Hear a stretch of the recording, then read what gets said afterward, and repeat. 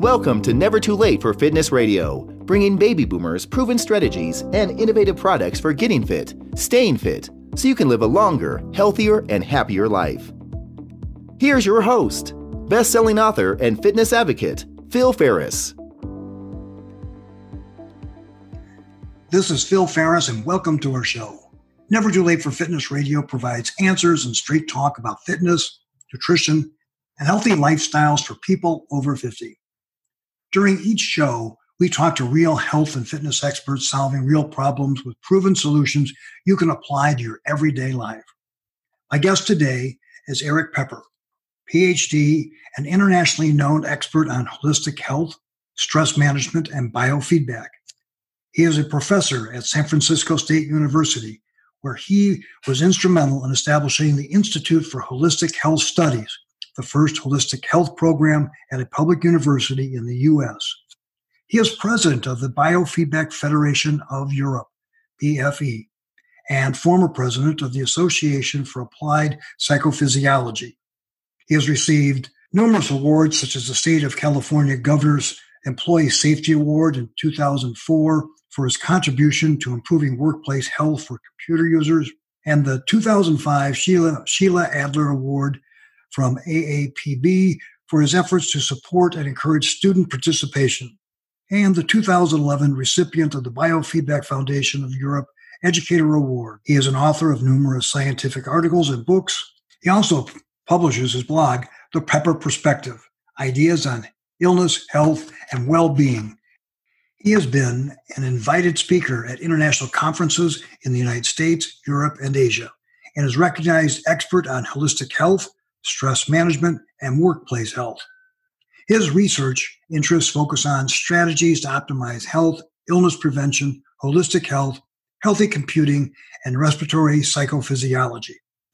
Well, Erik, I know that you're very excited about having your book coming out, TechStress-How Technology is Hijacking Our Lives, Strategies for Coping and Pragmatic Ergonomics. So, Erik Peper, thank you so much for being on the show today. Oh, it's such a pleasure to be invited and share. Thank you. What I'd like to do is, what motivated you and your co-authors to write the book now? There are probably two parts. That COVID came around as purely synchronistic at this point, but it came about by observing students in classes that they're continually being captured by digital devices. You know, when they're in class or in social settings, I think that's one.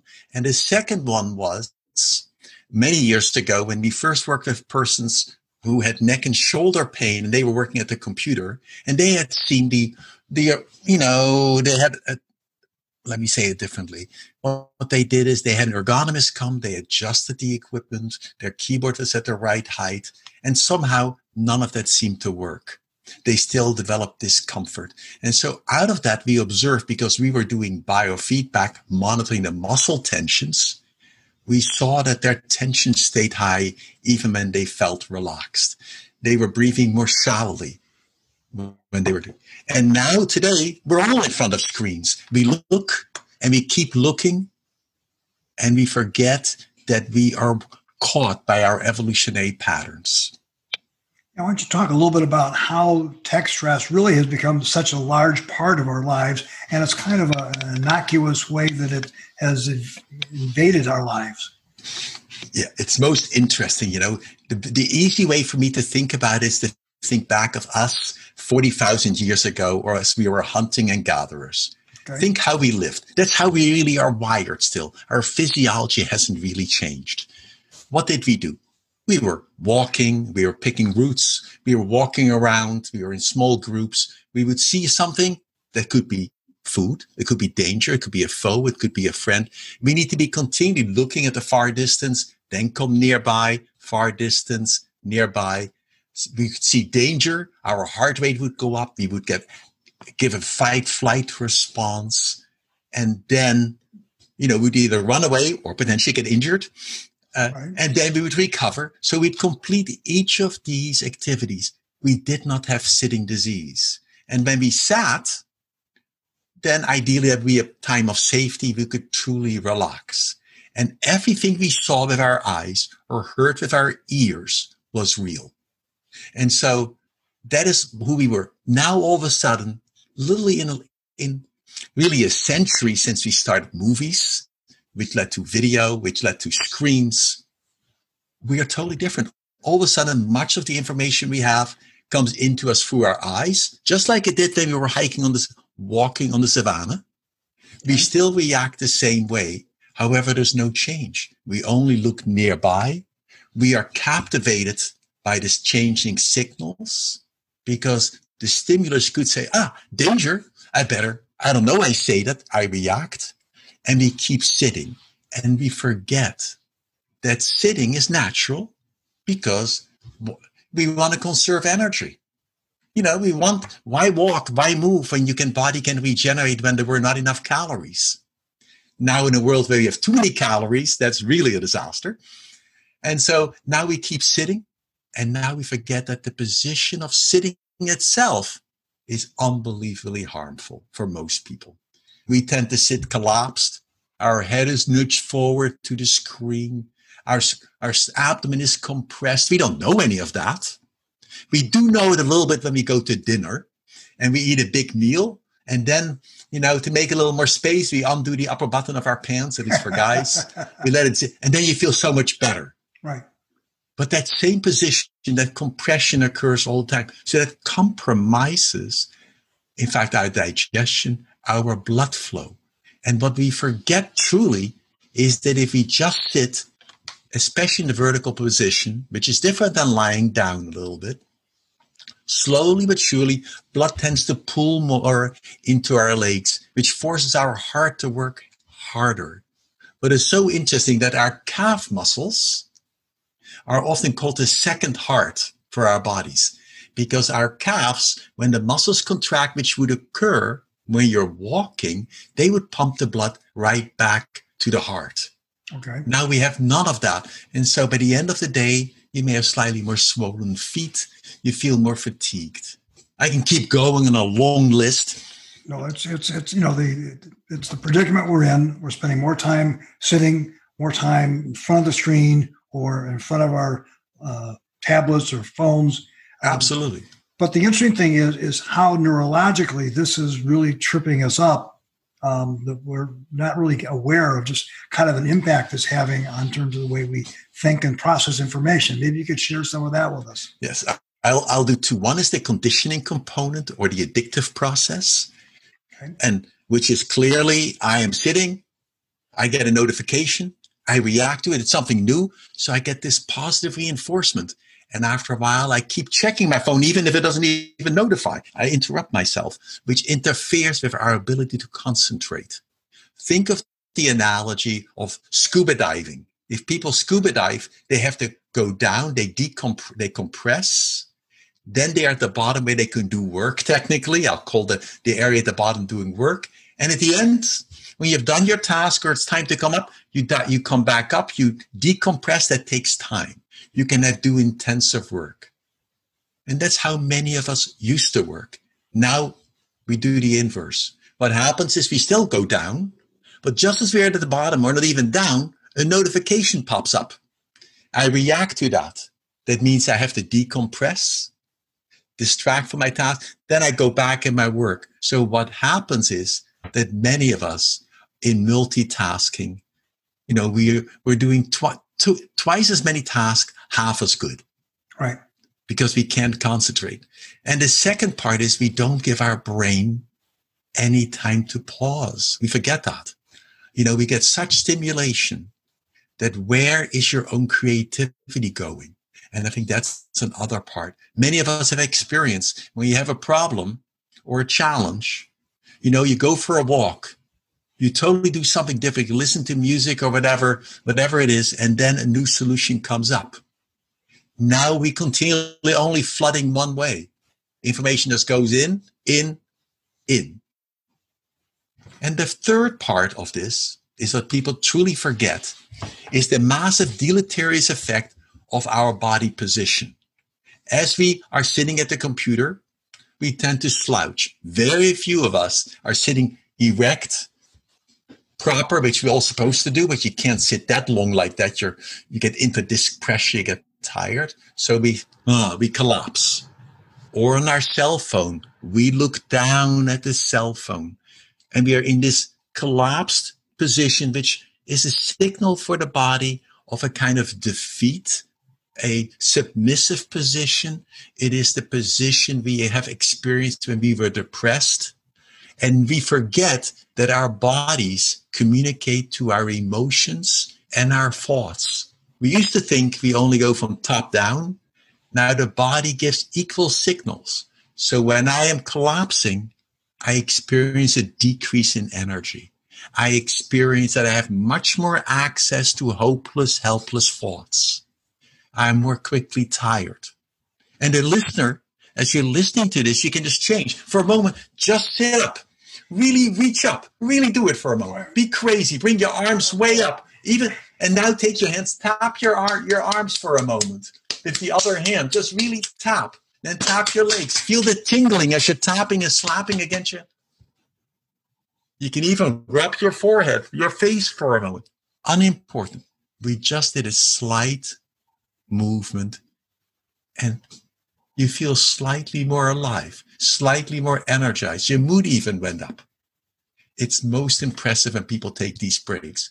Yet, why should I take breaks when I'm working at the computer? Because there's new information. There could be danger, not in our real world, but in our early evolutionary world. We are reacting so we don't stop. If that makes sense. And you mentioned about the mechanism of rehearsal, where as athletes and as doctors and as pilots, we rehearse these things so that we get good at it. But now we're subconsciously rehearsing bad things, physically, emotionally, and that has the same kind of impact as that practice makes permanent. So talk a little bit about how this works. Absolutely. So when we are imagining or rehearsing something, we are really preparing the neurological pathways for that action. The easiest way to think about it, if I ask you to imagine a lemon, you would close your eyes. Don't do that when you're driving. Then you hold the lemon in your hand, you look at it, you cut it in half, you squeeze it in a glass and really squeeze it. You feel the droplets of lemon juice, then you bring the glass to your lips and you drink the lemon juice. And for most people, when you guide them through that way, they feel salivation. Wait a minute, it's only an imagery. But that's what happens to our bodies when we image. So what you're saying is that what we imagine and rehearse is what it becomes. The limits of our experience is the limits of our imagination, which is a critical issue. And if you think about the process many of us do, is when we do something wrong, we blame ourselves. Oh, I was stupid. I can't do that, or whatever. Instead, what you want to say, it happened. Because you can't rewrite the past, really. You can't relive it. However, you can ask the question, really, given that I did this, it's really the only thing I could have done given the wisdom I had at that moment. Even though I just did it. Given the wisdom I have now, looking back, how could I have done it differently? And now you imagine yourself step by step, seeing yourself doing it differently. So you shift from blaming to problem solving and creating a new pathway in your brain so you can perform much better next time. Okay. But it's interesting when we do that with students. So they would say, and clients too, they say, oh, I didn't study last night or whatever. Then the question is, okay, given the wisdom you have now, what would you have done differently? Well, I would have put the study time in my calendar. I turned the clock back. I planned my day there from 7 to 8:30. I studied this subject, etc. So, and then I see myself in my imagination reliving that day from 7 to 8. I see myself literally looking at my calendar. I get the notification. I study, etc. When students do that, they report 2 weeks later that they feel slightly more energized. They procrastinate less and they perform better. And this really is the same strategy athletes do. Sure. Mental rehearsal is critical. You have to be able to see where you want to go. Okay. Now, talk a little bit more about some of how these pitfalls impact our health. Some of the, we talked about depression or lack of energy. Are there some other health issues that we should be really aware of that this? Well, the classic one people experience is that we are looking at the screen. And as we look at the screen, our blinking rate goes way down. We tighten our neck a bit. And by the end of the day, for almost everybody now, their eyes feel tired. And when they look outside, their vision is really worse for a little while. The world looks more fuzzy. Okay. And if you have little children and they spend most of their time in front of screens, which kids now do, unlike even 40 years ago when we'd be going outside and playing in the woods, maybe we'd be looking at something close and then something far. We would be doing motor coordinational patterns as well. The children today, such as in Singapore, 80% now, by the time they're in high school, wear glasses. The reason is, as little kids, if all your world is very close, the 20 inches of the screen or the 12 inches of the screen, your eyes are still growing and changing, and its length will change. And so it will start focusing correctly at this very near distance. That means as you're older, you're nearsighted. It's so, and the question is, what can you do? Right. And the easy one to do is at this moment is look outside. Let me give you the experience. Just for a moment, really concentrate on the screen like, oh my God, I must get that. I don't want to really concentrate hard. Concentrate harder. And when you're doing that, at this moment, notice you haven't blinked. Your eyes stay open. You can feel a slight coolness in the eye almost. You probably held your breath for a moment. You tightened your shoulder, except you had no idea you were doing that. That's how we so often work. Now for a moment, if you have a window, look outside, look at the far distance. And as you're looking outside, look at, if there's green there, that would even be better. Let your eyes sort of drift to the far horizon. And as it does there, it would relax the eyes more. And if you want to feel the difference, how you can even with blinking change that experience, is just close your eyes. And now, when you inhale, open your eyes with surprise, almost like, so what you do is your eyes are closed. Now you inhale and open your eyes at the same time and notice, and then you stay that way for a moment. You tend to gasp in your chest. You tend to have your eyes open. Now do the opposite. Close your eyes. Let a breath inhale into your stomach. Let your stomach get bigger. And then as the air flows out very gently and softly, let your eyes float open. And when the eyes now float open, you almost feel a little bit more liquid in the eyes. They're a little bit more relaxed. Do this every time you do a mouse click. Every time you go down the rabbit hole. It's surprising how simple movements, simple things can often make giant differences. Okay. What are some indicators that we should be looking for? Because most of us are kind of in denial. I got to get this work done. I get task driven. But what are some physical, emotional, mental cues that we should be aware of that will tell us that maybe we're starting to feel the negative impact of tech stress? So if we don't tell people what to look for, they won't necessarily recognize it. We mentioned about the tightness of the neck, the shoulders, and then the eyes being dry and blurry. What are some other things we should be looking for? Well, the indicators are obvious for the outsider. We can see that the muscle tension in the shoulders tend to go up a little bit. So if you just check for a moment, sit back, can you let your shoulders and arms drop more? You tend to breathe more in your chest than in your abdomen. Why is that important? The chest breathing tends to increase into anxiety and even blood pressure increase. If you breathe lower, you tend to regenerate more. The challenge is what you really are raising. We're only aware when it's too late. Meaning, oh yes, my eyes are dry. I have a tension in my neck and shoulders. I feel stiff. My back hurts. Because we are focusing on the task. And why should we be checking in our bodies?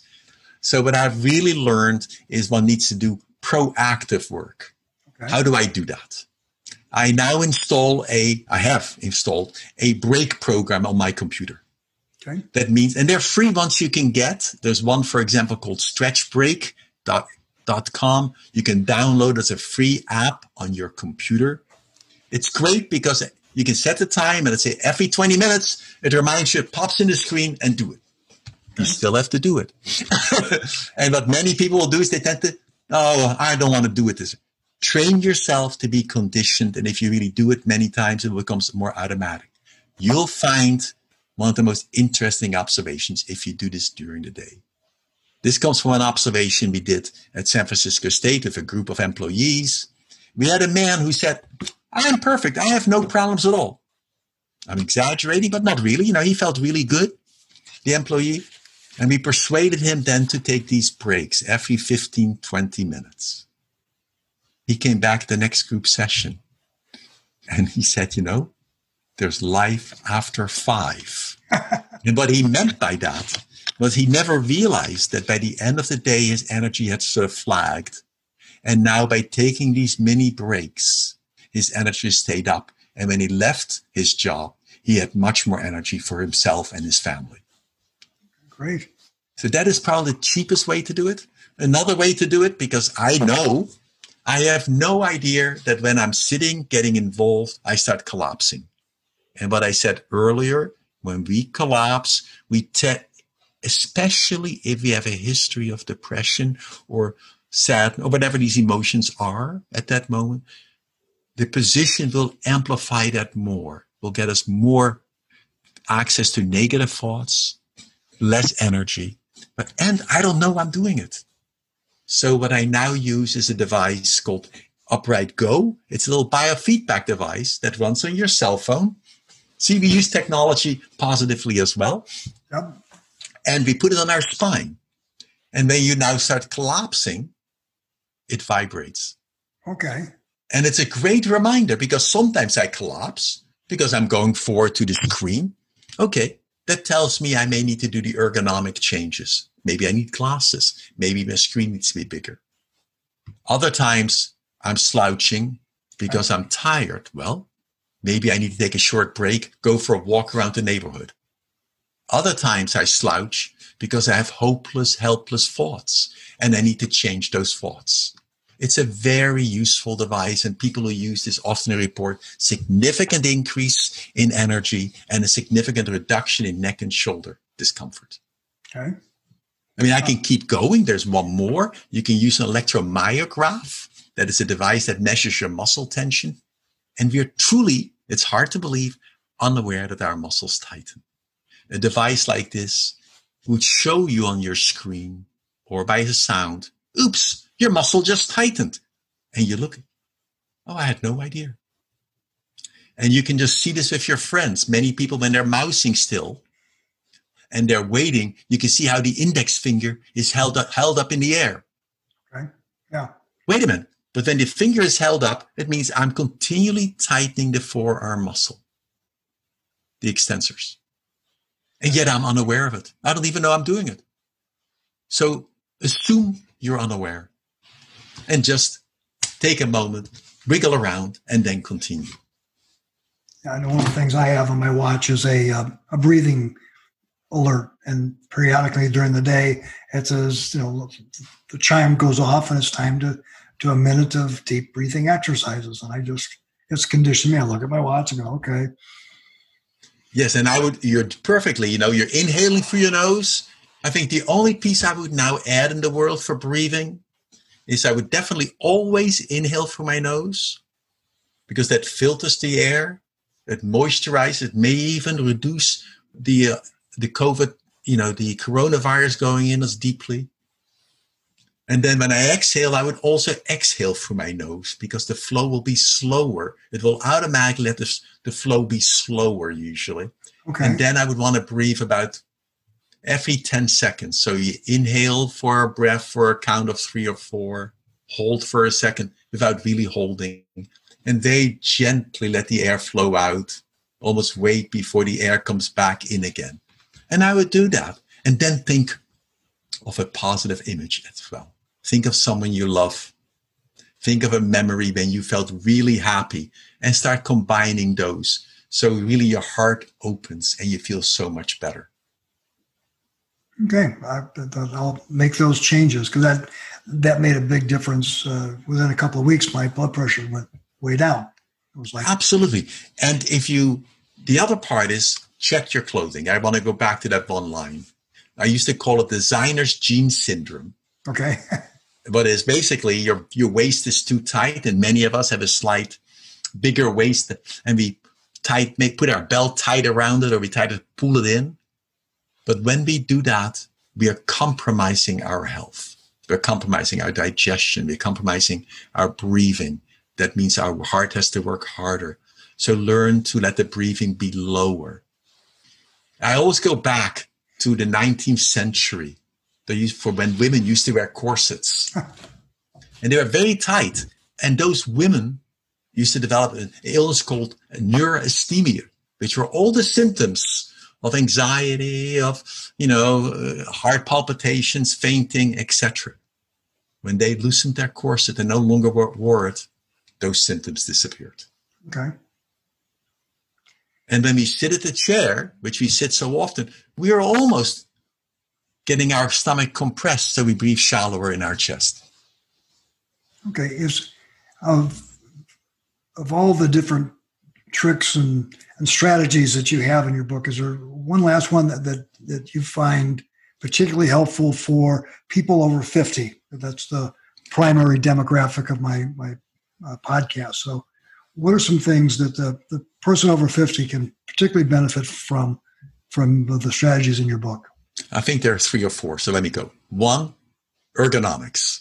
Okay. Ergonomics means, are you sitting at the right chair with the right heights and the keyboard? If you're using a laptop, there's no way to sit correctly, because either your hands are at the right position, low down, but that means you have to look down, or if the screen is high, you have to bring the hands up. Mm-hmm. Impossible. So invest into it. And the keyboard, especially one that's split or so, that helps for people. Okay. And or 2, get a screen. So that's 1. 2, check your vision.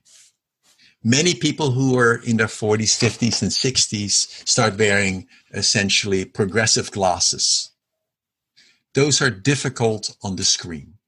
Okay. And the reason is that progressive glasses, the place of focus is a very narrow line. That means I have to hold my head stiff. I don't know I do it still to look for that place of focus. Have computer glasses for the distance appropriate to the screen. That's 2. What do you mean by distance glasses appropriate? Okay. I may be I look at what is my normal habitual distance from the screen to my eyes. Then I go to the optometrist and I say, I want glasses that bring that screen in focus over those 18 inches. Okay. That is much better. Now your eyes can look in many different ways on the screen and stay in focus.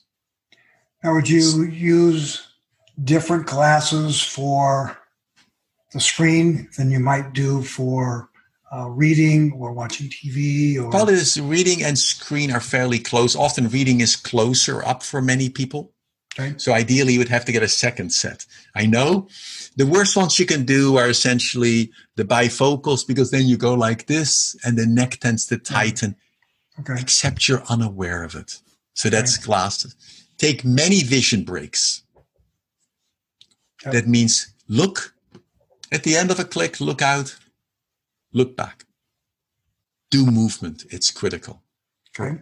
It is the most important part to interrupt. Remember, you are wired as a hunting and gatherer. Keep that in mind. Okay.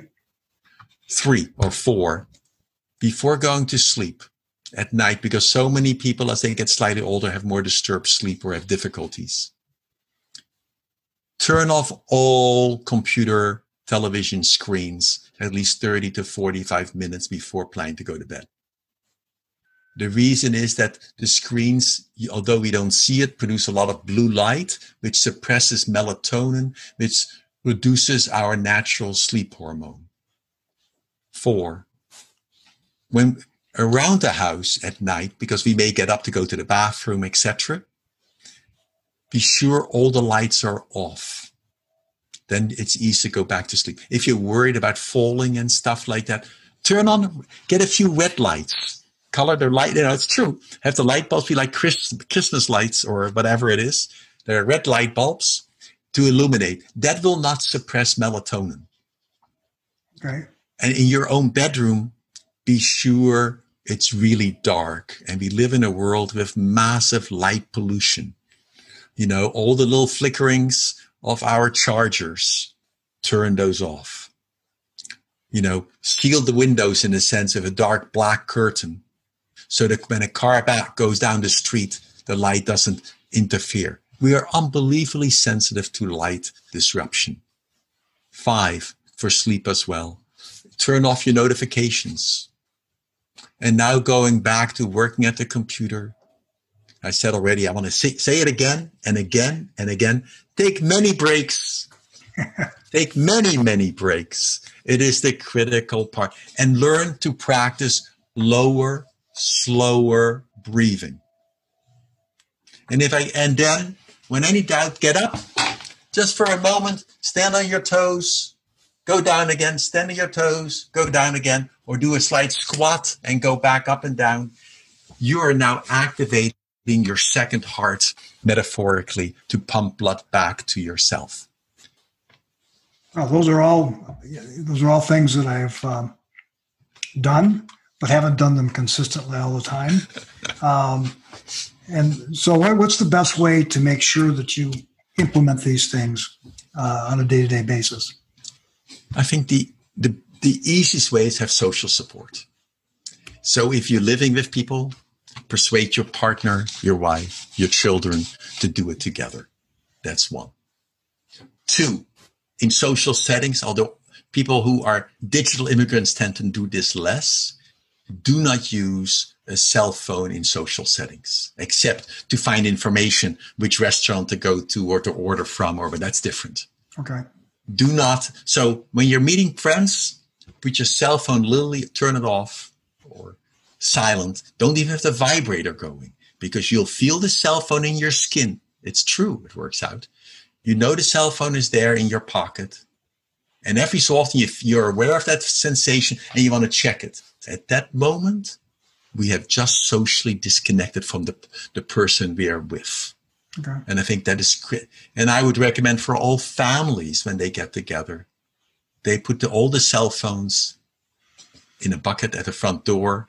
And for the time they're together, not. It doesn't mean you turn them off. I realize there's an important part of emergency and all this as well. But there are many advantages. One of the ways of combating the issues that we have with COVID is connection. Yes. And when we're connected, we spend all our time on the phone, we're defeating the purpose, the benefits that we can get from connecting with people. So when you're going to connect with people, connect with them, enjoy that, recharge yourself. Yes. And then when you got to go back to work and you got to go back to work, then do that, but don't try and mix the two. Yes, and it's even more interesting because now we are doing an interview by screen. I'll do a social call on the screen. I'll do my university work on the screen. People do their dating on the screen. Right. And it's interesting. We do everything on the same setting. So remember, we work much better if we have different cues. So if you go to work on the screen, I highly recommend you wear work clothing. Okay.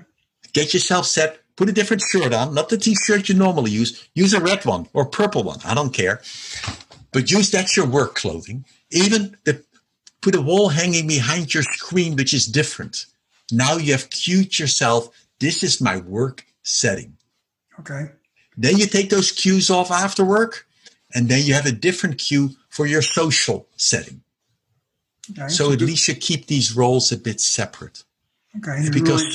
You're setting parameters, you're setting boundaries for yourself, psychologically, mentally, emotionally, socially so that it is easier to make the transition. Correct. That's great. Well, Erik, I want to thank you so much for being on the show and sharing everything. So if people want to get a copy of your book, which comes out the 25th of August, TechStress-How Technology is Hijacking Our Lives, Strategies for Coping and Pragmatic Ergonomics, where would they go and where would they go to get more information about you and your practice? Okay. The book can be bought, obviously, on any bookseller that ranges from the publisher, which is North Atlantic, to Amazon or any Barnes & Nobles.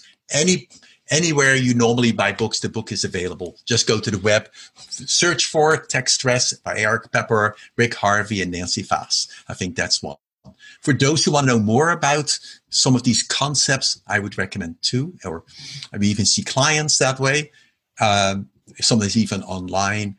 I would recommend looking at my blog that is www.pepperperspective.com. And that's Pepper with one P in the middle, P-E-P-E-R, perspective.com. We have done about 180 blogs on those. Many have exercises. They're based in science. They give references. Put the question you have in the search box. It's very helpful. The last couple have dealt with tech stress, so there are some really useful hints and practices to do. And I can recommend the content on his blog is very useful, very helpful, very easy to use. So it's a great resource to use for yourself. All right. I want to thank you again so much, Erik, for sharing your information. I'm looking forward to getting the book and letting up a great review for it. And you have a wonderful day. Well, thank you so much for the invitation. I very much enjoyed it. Be healthy. You Bye-bye. too. Bye-bye. You've been listening to Never Too Late for Fitness Radio, hosted by Phil Ferriss. To learn more about the guests or resources on our show today, or to listen to past episodes, go to nevertoolateforfitness.com.